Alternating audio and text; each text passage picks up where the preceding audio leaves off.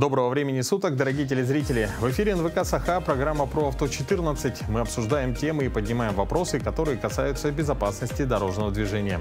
В студии работает Руслан Ачиров. В течение следующих 25 минут вас ждет много интересной и полезной информации. Итак, смотрите в сегодняшнем выпуске. Статистика происшествий. Что случилось на дорогах республики за последнюю неделю? За что могут лишить водительских прав и как действовать в этом случае? Неисправный автомобиль. Что грозит водителю и как могут наказать? Техосмотр. Кого он касается, а кто может расслабиться? Юные инспекторы движения. Сколько на сегодня в Якутии насчитывается отрядов? Повторение – мать учения. Правила дорожного движения в нашей студии проверит исполнитель роли Гани фильма «Айхал» Алексей Беляев. А в начале выпуска предлагаем вашему вниманию обзор происшествий на дорогах нашего региона. На автомобильных дорогах республики с 13 по 19 октября зарегистрировано 11 дорожно-транспортных происшествий, где травмировано 12 человек, 2 погибло.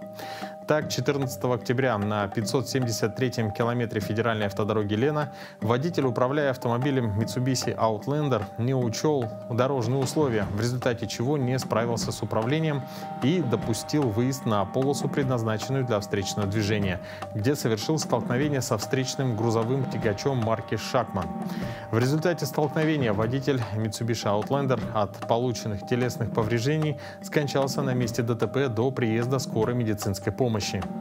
16 октября в дежурную часть Витимского отделения полиции по Ленскому району поступило сообщение о том, что в районе Талаканского месторождения произошло дорожно-транспортное происшествие.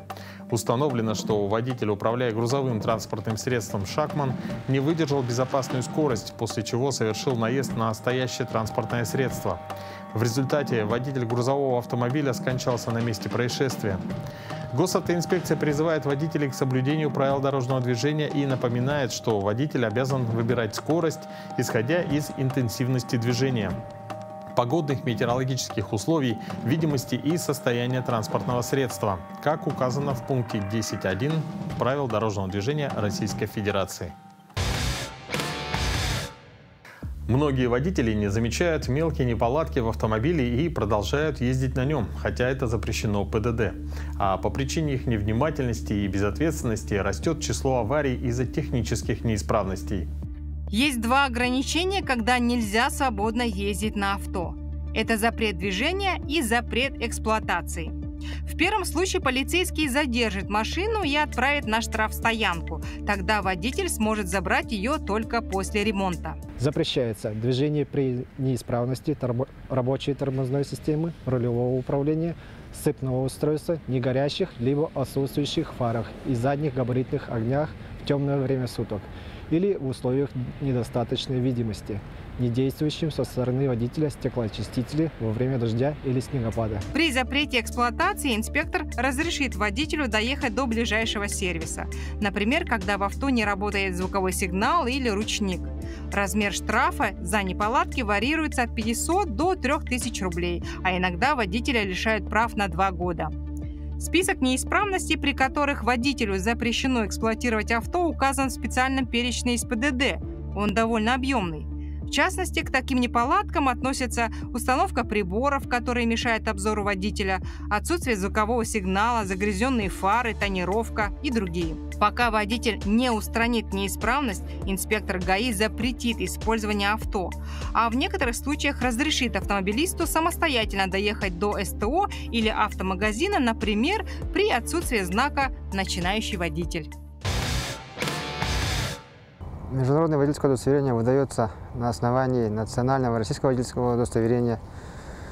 Для получения международного водительского удостоверения требуется оплата государственной пошлины в размере 1600 рублей, также фотография 3,5-4,5 матовая.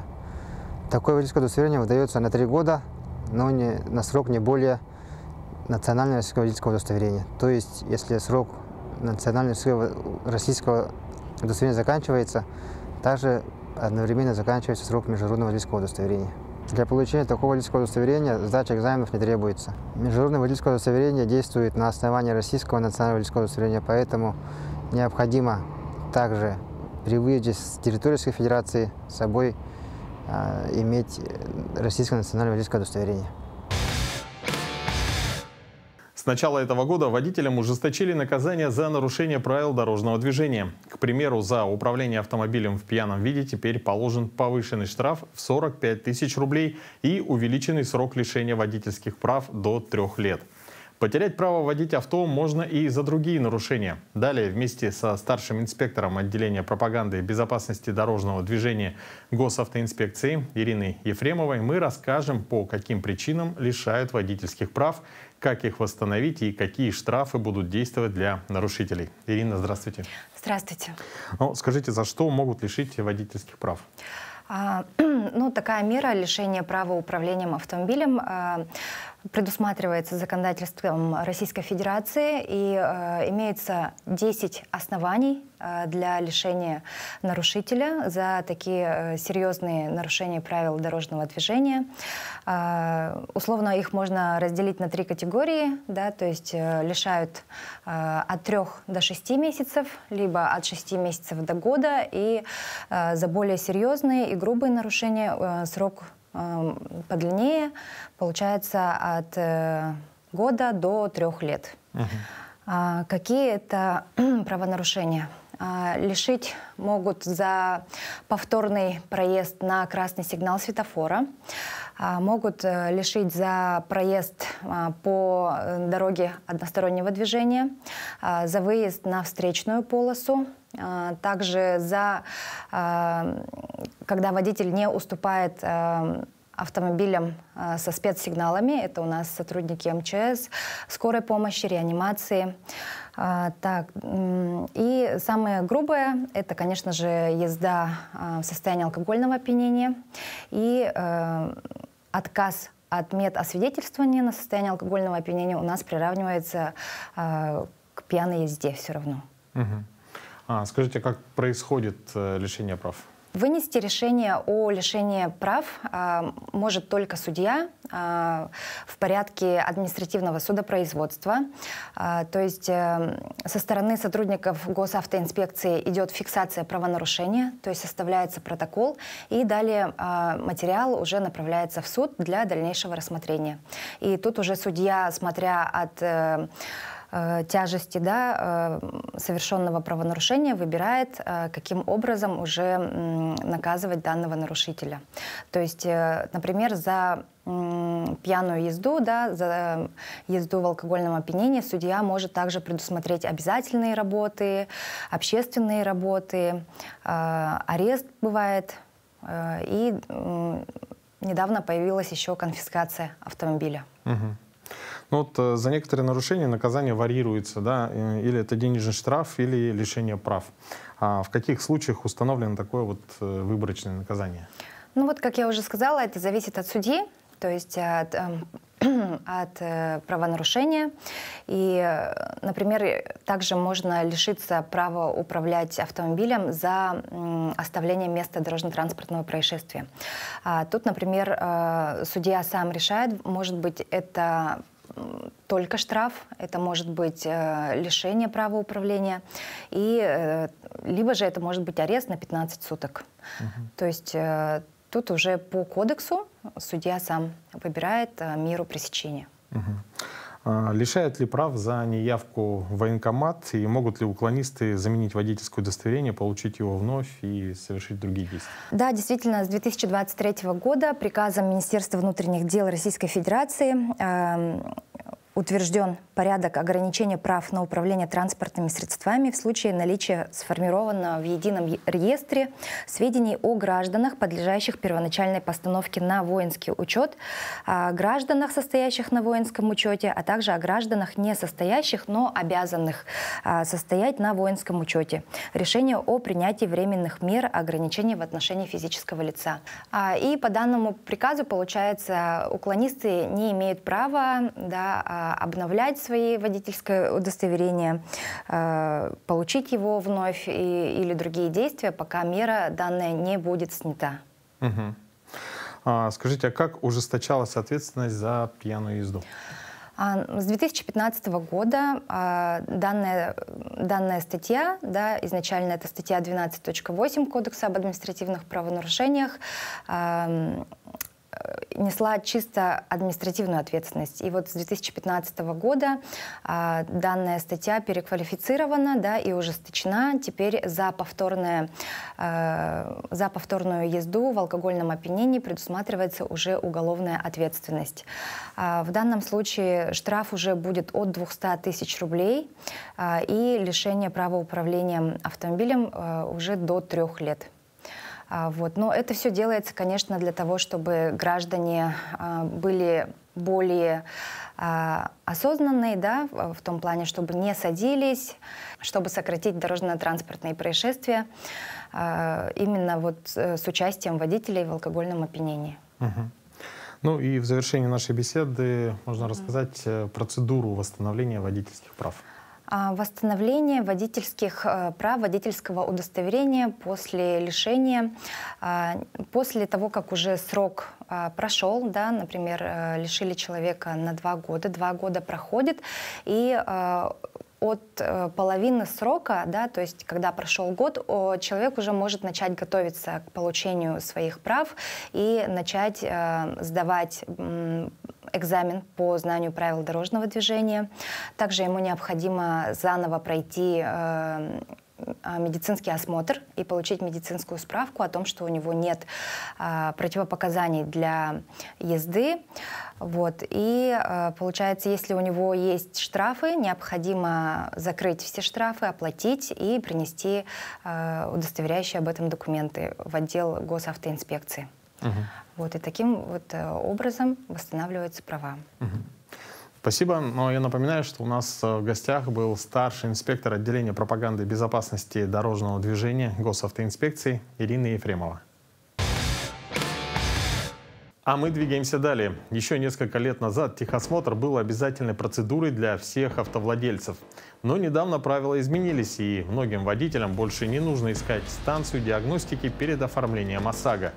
Но это не значит, что техосмотр полностью отменили. В 2025 году он по-прежнему остается обязательным для определенной категории транспорта. Разбираемся, кому нужно проходить диагностику, а кому можно об этом не беспокоиться. Техосмотр – та самая процедура, которая когда-то пугала очередями и строгими инспекторами. Сегодня он нужен далеко не всем. Но кое-кому все равно без него никуда. В соответствии со статьей 15 Федерального закона номер 170 о техническом осмотре установлена следующая периодичность проведения технического осмотра транспортных средств. 1 раз в 24 месяца транспортные средства с года изготовления которых прошло от 4 до 10 лет. А также 1 раз в 12 месяцев транспортные средства с года изготовления которых прошло 10 лет. Это у нас легковые автомобили, грузовые автомобили, разрешенной максимальной массой которых составляет до 3,5 тонн килограммов. Мототранспортные средства, прицепы и полуприцепы, за исключением прицепов, транспортным средствам, принадлежащим физическим лицам. Если ваша машина просто стоит во дворе или колесит по городу от дома до работы, можете выдохнуть. Техосмотр вам не грозит. А вот для тех, кто возит людей, грузы и нечто потенциально взрывоопасное, правила остаются строгими. Такси, автобусы, грузовики тяжелее 3,5 тонн. Этим ребятам техосмотр обязателен, как и раньше.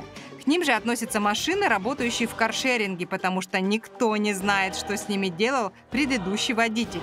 А если авто старше 4 лет и оформляется на нового владельца без диагностики, тоже не обойтись. В нашей республике движение ЮИД продолжает активно развиваться. Открываются специализированные классы юид, а в детских садах группы юных помощников инспекторов движения.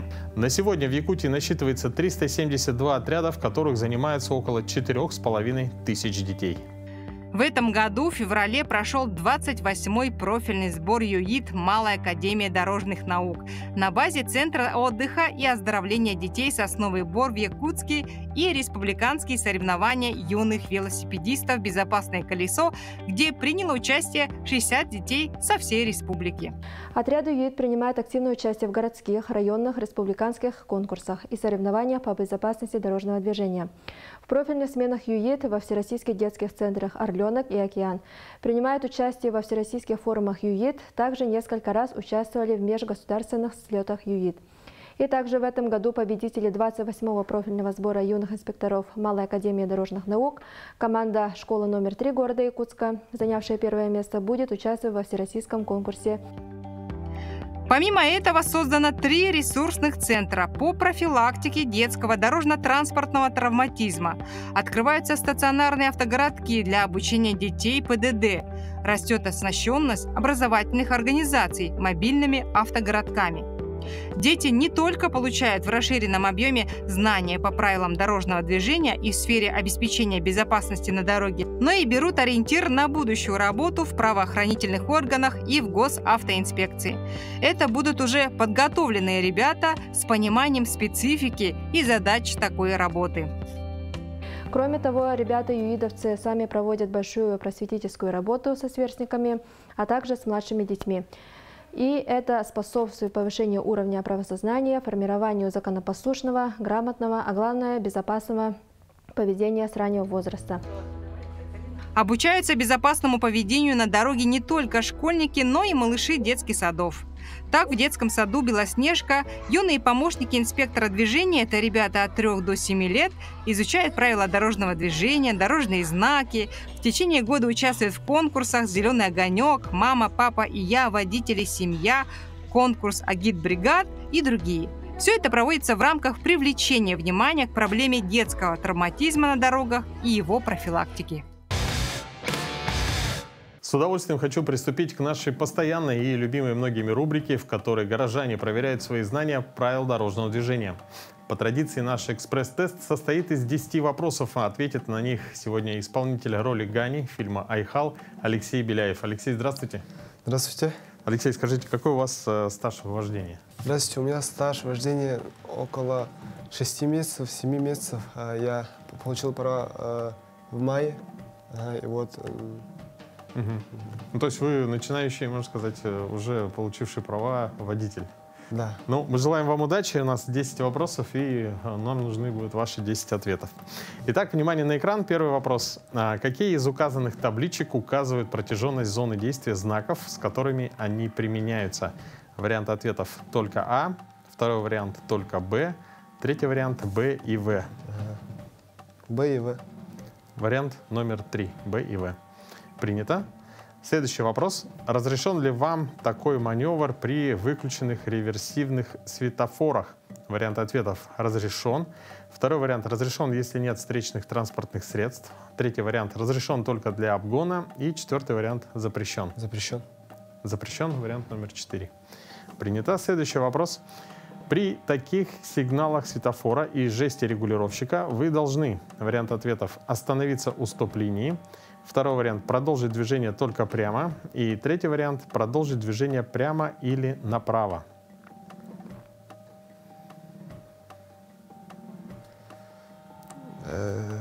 Остановиться у стоп-линии. Вариант номер 1 – остановиться у стоп-линии. Принято. Следующий вопрос. Обязан ли в этой ситуации водитель, остановившийся из-за неисправности, выставить знак аварийной остановки? Вариант ответов обязан. Второй вариант обязан, если неисправна аварийная сигнализация. И третий вариант не обязан. Обязан. Обязан. Вариант номер 1.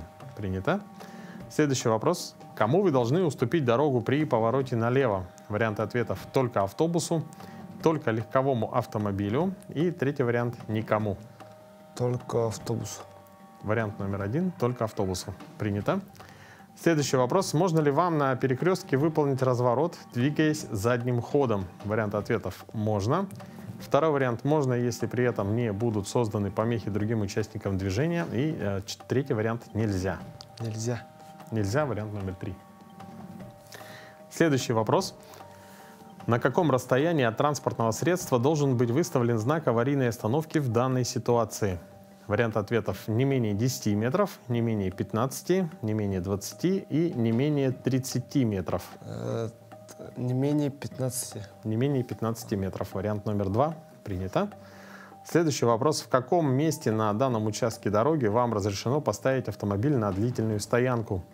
Вариант ответов: в любом месте на обочине. Второй вариант: только через 500 метров на специальной площадке. И третий вариант: во всех перечисленных случаях.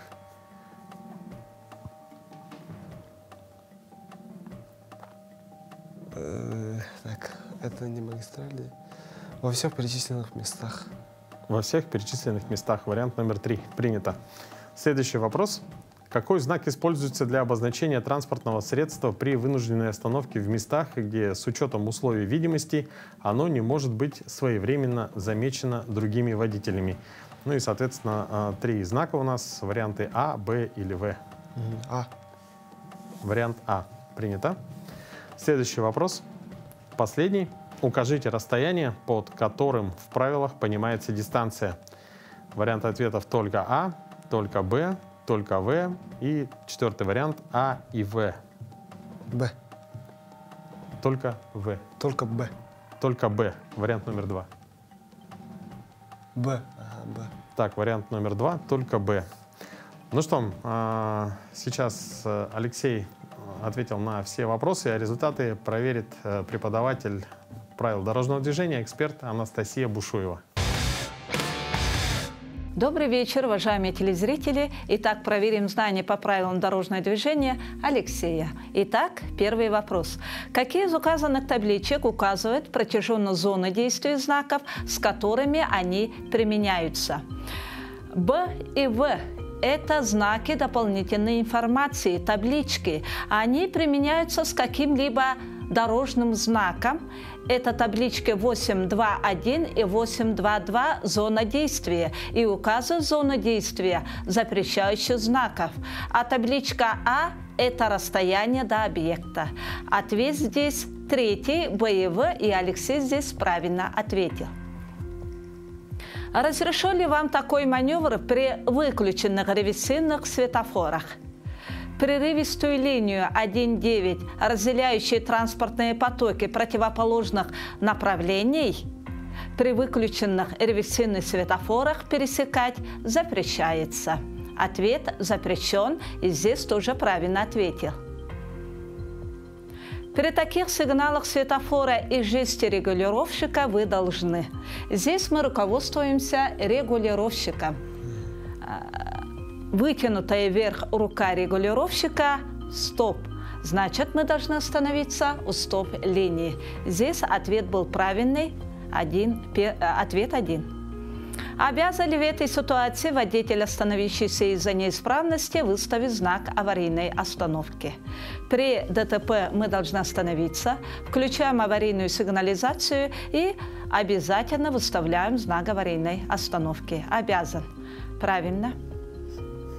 Кому вы должны уступить дорогу при повороте налево? Перекресток неравнозначный. На главной дороге находится легковой и автобус, но при повороте налево автобус будет помеха справа. Поэтому мы уступаем автобусу. Ответ 1. Правильно. Можно ли вам на перекрестке выполнить разворот, двигаясь задним ходом? На перекрестке задний ход запрещен. Здесь тоже правильно ответили. Нельзя. На каком расстоянии от транспортного средства должен быть выставлен знак аварийной остановки в данной ситуации? От остановившимся транспортным средством до знака аварийной остановки должно составлять в населенном пункте не менее 15 метров. Ответ был правильным.